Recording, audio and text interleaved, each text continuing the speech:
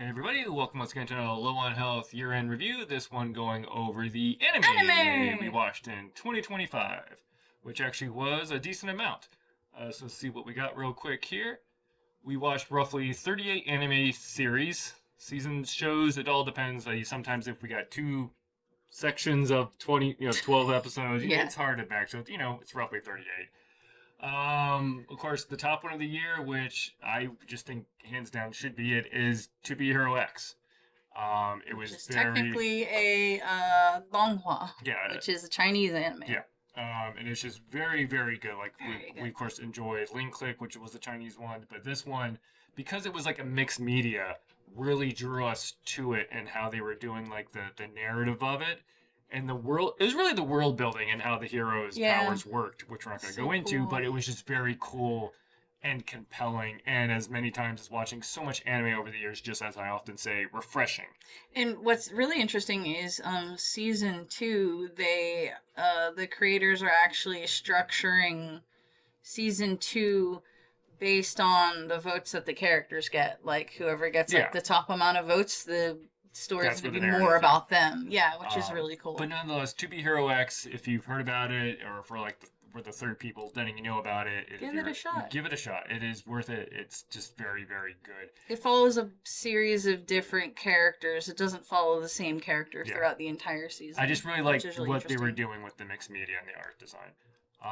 And the world building, the mechanics of the way things work in the world is really neat. And then the next one I'm gonna have to say is Solo Leveling Season 2. And a lot of people will roll your eyes at like, oh, Solo Leveling, yeah, that's the one everybody likes. That's like Demon Slayer. That's just the poster child. But like every single episode was great, was compelling. The only episode people have a problem with is because it tapped on the brakes just a little bit. Because he accomplished his the goal that he's been working towards. And then was like, cool, I met my goal, I can relax, kind of, sort of. And of course, no, he's never going to be able to relax. But nonetheless, it's just like the aura farming, the whole like, oh, he's just overpowered, but he's not cocky, he's not condescending. He's not an ass. And he's not just like a whine, like, it feels like an adult person doing things logically for once in these games without feeling too, like, stupid about it. Mm-hmm. But no, I mean, if you haven't watched any of it, like, I mean, I put it up there like sword art and everything, like where it's really just solid, just good. The next series is gonna be Sonda, which has the most interesting premise. And it has the most ridiculous premise. But then once you take a step back and you kind of like they introduce you to the world is just really interesting, and they don't even like spell it out for you. You're just like, oh, that's how things are. And you're like, no, wait, you need to explain that. No, we don't gotta bother. This is just how it is. We're like, it's very interesting. It's from the same creator as Beastars, right? Yes. So as we come down here, we did eventually get to Mashal, so that's Mashal season 1 and 2. It's so silly. It is a series, though. It's so silly. It's so funny. It is a series, though, that people would reference and stuff, and I'd be like, no, I'm not gonna bother watching that.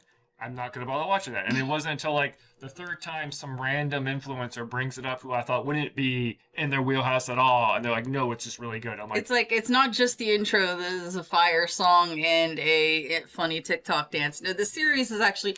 It's very funny. And it's playing on the tropes of shonen and everything. And of the power. So it's not just, like, a typical thing. It is playing on it. Another series was the big one that kind of came out that had the most interesting art design or style was Gashiaka. And then we have Summer Hikaru Died, which is kind of like your nice little psychological thriller. It is the best horror BL anime ever. Like the vibes are just immaculate. We have Nukitashi, which is kind of like your kind of adultish That's a porn. It's not really necessarily like a hentai. It is. But it is. It's just. It's very good. It's so silly. It's just funny. It's the classic. If anybody knows me, you know I like humor. It's a comedy. It is a hentai. It is a comedy. Then you have Rin, which is like an old school anime from I don't even know when. Oh my god, that one is a hentai too, but it's way better than it has any right to be. It's way better than it has any right to be. It's more along the lines, like if you thought Kite or the other stuff from back in the day were kind of bordering those lines, it kind of fits those lines. It actually, so many of the anime where it's just like, oh, this is just a little bit titillating. It's like, that one actually goes there, which which is nice. And it's also relatively like gruesome and graphic. And the premise is neat too. Yeah. And then Kowloon generic romance was just another just solid like interesting world very interesting world and setting. Anything set in Kowloon just seems to be very interesting just because it's an inherently compelling setting. But like I said, we watched 38, so I'm gonna scroll down here and see what else we watched because I don't probably remember. We got Solo Leveling, Sanda, Nakashi, blah blah blah blah. Boku no Hero did have its final season. It had a solid ending, and I'm really happy with the ending. Yes.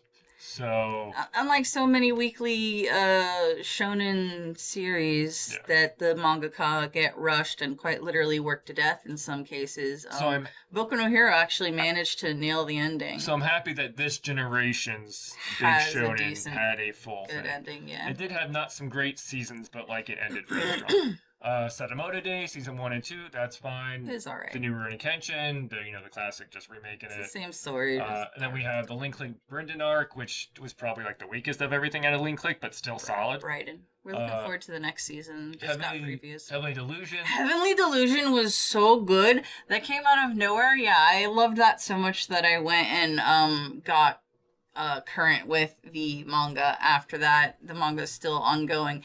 They are gonna do another season of it, so I'm super happy about that. The world and the premise is really cool. We got Psychopaths, which is another series that people keep talking about, but it's literally like volumes. It's almost like not One Piece level, but more like there's so much. There's so much, and then figuring out what order you want to watch it in. So that's another series we're gonna probably just like slow drip when we have like low seasons like that. When we don't have that many to watch. Which not saying anything about 2026, but we haven't had a breather in anime. It's very interesting. Ray season 4. Re:Zero. Why did you say Ray? It was fine. Supercube, which is another one of these Chinese like Donghua. Yeah. Is what they're called. The overall story and everything's stupid, but like it did have like some like 2 or 3 just awesome battles and set pieces that were just amazing. Like you can't argue like there's some anime that don't even have sequences that are that good for battle animations, and you're like, this is them just kind of stretching their legs to see what they can do. Yeah, it just has some really clippable moments. Vigilantes was okay because that's kind of more Boko, just kind of gives a different idea. Fire Force was once again Fire Force kind of showcased like what some studios are just doing to pad out a season and just not making it that great. I don't care if it's the source materials that way. It's just not compelling anime. Lazarus, which we had high hopes for with the Bebop pedigree, but it was gorgeous. The music was great. The vibes were cool, but it had a bland ending. Gundam G-Quacks, we enjoyed. Like it wasn't that bad. Like I think I enjoyed it more than Witch from Mercury in retrospect.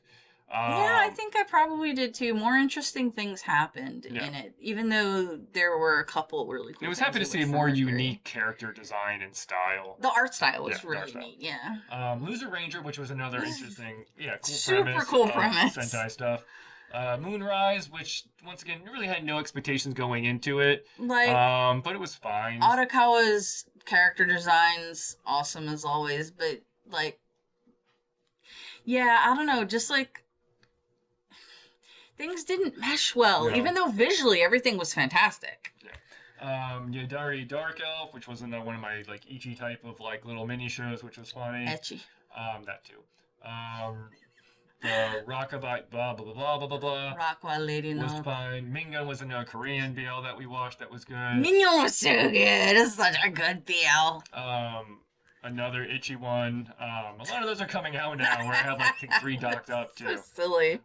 We have Dr. Stone season 4, which is very funny because I just totally gave up on season 3. I didn't care about the Corn City. I didn't care about America. I was and then I was like, I looked at how's this end or where's this go, and I saw where it's gonna go. I'm like, okay, I'll pick it back up. And season 4 was good. Yeah, and right now we're doing the end of it right now, and it's great. Yeah, it's cool.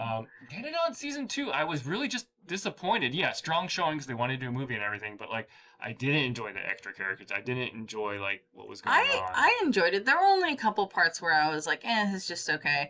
I think it's just because we've had such excellent anime and because the beginning for it was so good. That was a little bit of a letdown. Yeah. We got Shield Holder season 4. Call of the Night. I'm surprised we're getting more Call of the Night because we love that art Call style. of the Night's cool. Yeah. Kaiju number season 2, fine. The Fujimoto, which is the guy that does Chainsaw Man, he basically they basically animated a lot of his short stories. And you kind of see like, oh, some of his themes and some of his like ideas were like Chainsaw Man and other stuff he's done comes through. Star Wars Visions, Two Year Eternity. Two Year Eternity is really good, and that's something we're also slow rolling because the premise of super that, slow rolling. that's kind of like an not older anime, but not new. Spy Family fine. One Piece was just, One Punch Man was just like, the jokes are real. The jokes are valid. Togenaki, which was another like shonen type thing that I thought had a really cool premise. It does have a cool premise, but then it fell apart. But I'm like, whatever, I'll just finish watching it. Gets very generic very we quickly. did drop Lord of Mysteries, which was another Chinese Donghua. And the problem with this specific one is like them saying cultivation and this and that. It kind of like, we're not used to that from our audience. I know a little. I think it's kind of like if you try to do like medieval or Arthurian or Tolkienish type of fantasy, elves and stuff, to people who were never introduced to that, because we kind of have that just intrinsic knowledge of elves and like medieval and fantasy stuff in our culture, to where we know like the bare bones, like Atheos and mythology, like we know about those gods and everything.